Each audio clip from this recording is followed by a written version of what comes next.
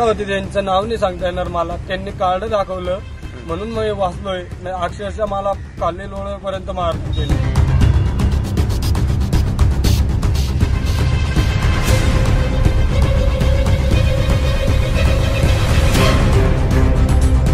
एकीकडे वारकऱ्यांना टोल माफी असे राज्याच्या मुख्यमंत्र्यांनी आदेश दिल्यानंतर सुद्धा वारकऱ्यांकडून ठिकठिकाणी अडवणूक केली जाते.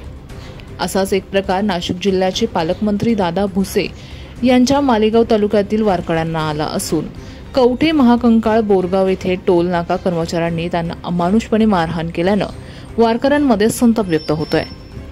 पंढरपूरचे दर्शन घेतल्यानंतर कोल्हापूर येथील महालक्ष्मी मातेच्या दर्शनाला जात असताना बोरगाव येथील टोल नाक्यावरती असलेल्या कर्मचाऱ्यांनी गाडी अडवली.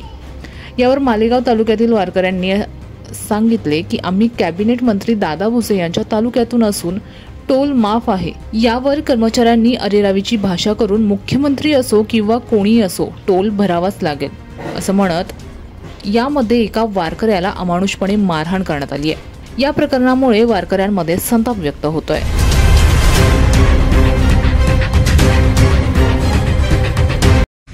मी दीपक गोकुळ शेवाळे, वडगाव तालुका मालेगाव जिल्हा नाशिक.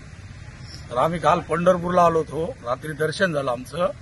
सकाळी दर्शन घेऊन आम्ही इथून पंढरपूरहून कोल्हापूरला महालक्ष्मीच्या दर्शनात जात होतो. तर बोरगाव टोल नाक्यावर आमची गाडी अडवण्यात आली.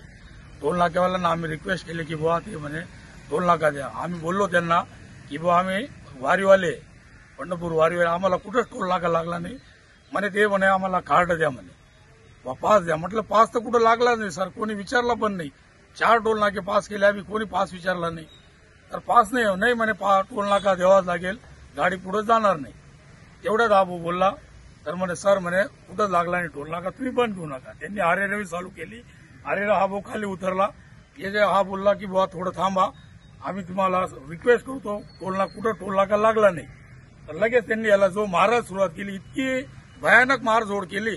जवळजवळ 10-12 जणांनी इतकं मारलं त्याला, डायरेक्ट मारून टाकायच्या प्लॅनमध्ये होते सर. त्यांना याला मारून आम्ही रिक्वेस्ट करत होतो, त्यांचे पाय पडत होतो. मी ते अक्षरशः त्याचा पाया पडला डायरेक्ट. बरं हे पोलीस स्टेशन हे साहेब आले, यांनी रिक्वेस्ट केली, यांचं कार्ड, यांना सुद्धा पोलिसांना सुद्धा मारझोड करायला सुरुवात केली होती. त्यांच्यावर सुद्धा त्यांनी कार्ड दाखवलं, तेव्हा ते कुठंतरी थांबलं गंमत. तुम्हाला कशाने मारहाण केली? मारहाण त्यांच्याकडे दंडे आहेत साहेब. जसे पोलीस स्टेशनात दंडे आहेत का काठ्या, त्या काट्यांनी मारहाण केली. मधून रॉड आणल्या, खुर्च्या पण आणल्या. जवळजवळ 10 ते 12 जण होते. त्यांनी इतके, आम्ही त्यांना समजावला गेलो, आम्हाला म्हणजे तुम्ही शहाणपणा करा, तुम्ही बाजूला म्हणे.